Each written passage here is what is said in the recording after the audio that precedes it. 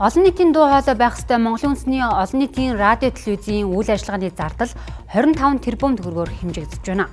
Төсвөөс татаас хэлбэрээр 10 гаруй тэрбум төгрөгийг нь авдагч 2024 онд санхүүн 5.7 тэрбум төгрөгийн алдагдлаа гарчээ.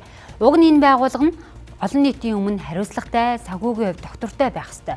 Гэвч бодит байдал дээр төрийн татаасаас хит хамааралтай, бүтцэн хэд төвлөрсөн хуулийн хэрэгжилт сул хариуцлагагүй засаглалтай гэж 2024 оны үйл ажиллагааны тайлантай нь танилцсан Улсын хурлын төрийн байгуулалтын байнгын орооны гишүүд дүгнэлээ.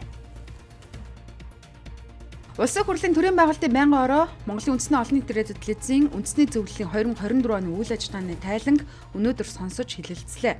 Байнгын орооны гишүүд тайлангийн гүйцэтгэлийг чамлаж, үндэсний зөвлөлийн дарга Монсор гүйцэтгэх захирлын хэмжээнд ерөнхий захирал гэрэл газрын даргын хэмжээнд тайлангаа бичиж, гишүүдийн асуултанд тодорхой хариулж чадсангүй гэж шүүмжлүүллээ.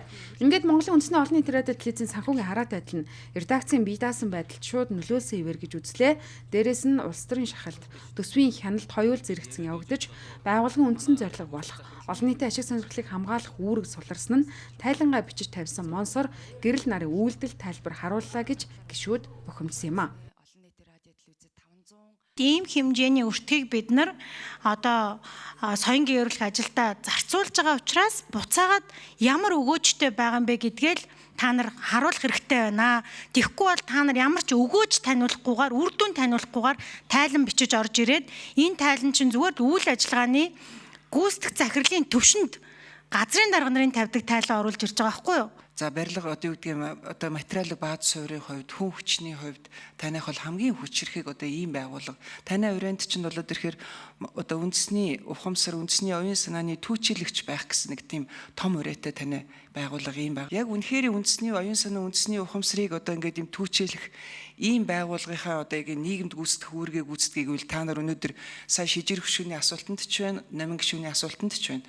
Одоо тэр нөгөөд нэг програм хөтөлбөрүүд дээр та нар дүн шинжилгээ хийсэн үү? Өргөн нэвтрүүлгээр явж байгаа контентийг бол бид нар тоолоход бол маш хэцүү.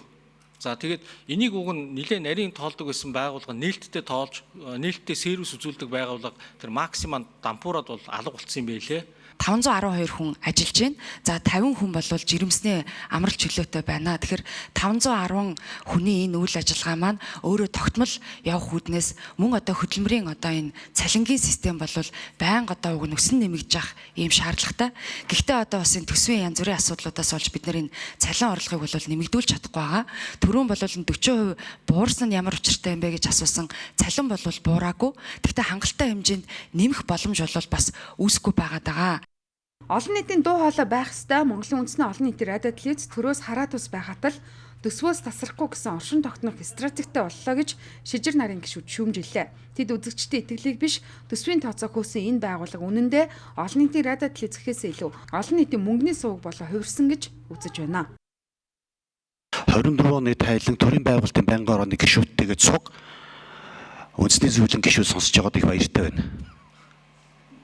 Бид нараар ерөөсөө хилцүүлээгөө Монсор одоо худлааха болцгоё.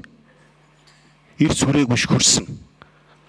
Хяналт үндэсний зөвлөлд үндсэндээ бол дампуурсан шүү. Үндэсний төлөвийн асуудал төр манайхан маш боломжтой ханддаг юм аа. Манай ялан улс төрчид муулахаар гаргадаг байхгүй. Муугийн ярьчаар гаргадаг үндэсний төлөвзөр.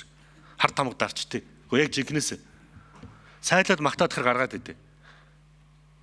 Эн чинь нөгөө улс төрийн хараат байдлахгүй. Тэнэс нэг уцтаад тэрийг гарга энийг гаргахгүй л бахал та. Томилсон субъектээс нь яг бодтер ингэж хар тамга дарддаг байхгүй. Энэ радио телевиз бол одоо засгийн газрын гэдэг юм уу их хурлын одоо телевиз биш. Үзэг сонсогчд юу хүсэж байна?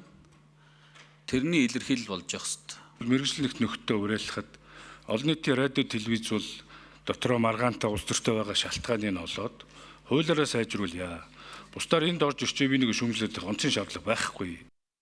Олон жил төсвөнд хасагтай яваа Монголын үндэсний олон нийтийн радио телевизийн санхүүг хянан шалгах сонсголыг зохион байгуулах санал Улсын хурлын төрийн байгуулалтын байнгын орооноос гарлаа. За одоо Улсын хурл асуудлыг хэлцэж эцсийн шийдвэрийг гаргана. Монголын үндэсний олон нийтийн радио телевизэд нийт 500 гаруй уран бүтээлчтэй, тэдний дундаж цалин 1 сая 513 мянга. Харин хамгийн бага цалин нь 1 сая 200 мянган төгрөг. Эсвэргээрээ өндөр цалин 1 сая 950 мянган төгрөг байдаг байна.